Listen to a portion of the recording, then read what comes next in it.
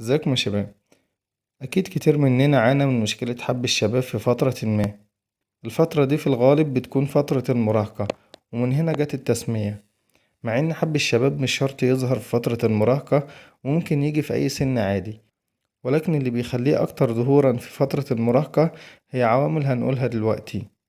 في البداية خلونا نعرف مع بعض إن الحبوب دي بتكون نتيجة انسداد المسام، وده بيحصل في حالة إن الغدد الدهنية الموجودة في بصيلة الشعر بدأت تفرز دهون أكتر من الطبيعي وتسد المسام، فبتهيأ بكده بيئة مناسبة لتكاثر البكتيريا اللي هي بتبقى موجودة بشكل طبيعي في البشرة، فهتبدأ تزيد وتعمل التهابات في الغدد الدهنية، واللي بتكون متركزة بشكل أكبر في الوجه وأعلى الظهر والصدر والأكتاف، ودي الأماكن اللي بيظهر فيها الحبوب غالبا.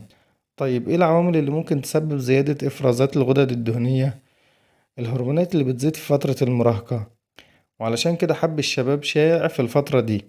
برضو بعض الأدوية زي الكورتيزون، وبعض أنواع الدايت زي النشويات الكتير، وفي بعض الدراسات بتقول إن الشوكولاتة بتزود حب الشباب. التوتر والضغط النفسي من أشهر الأسباب اللي بسببها بيظهر حب الشباب.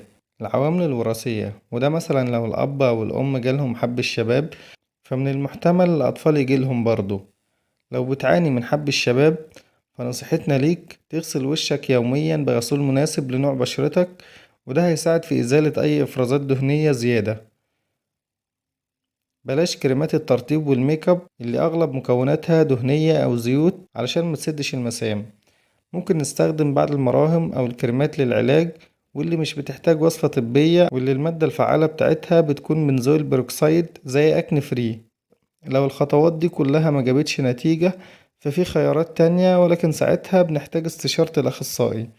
هنستخدم مضادات حيوية موضعية زي أكنيمايسين، وفي منتجات بيكون فيها المضاد الحيوي مع البنزويل بيروكسيد علشان يقلل من المقاومة البكتيرية زي أكني بنز. ممكن برضو نستخدم مادة الأدابلين أو التريتينون في صورة موضعية. ممكن نستخدم مضاد حيوي برشام زي فيبرومايسين، وده كله على حسب الحالة. آخر حاجة هو مادة الأيزوتريتينون، وده اللي اسمه التجاري نتلوك، وده فعال جدا لكن ليه بعض المحاذير، فبنلجأ له لما الحالة ما تستجبش لأي علاج من العلاجات التانية. شاركوا البوست مع أي حد تعرفوه بيعاني من حب الشباب. دمتم سالمين.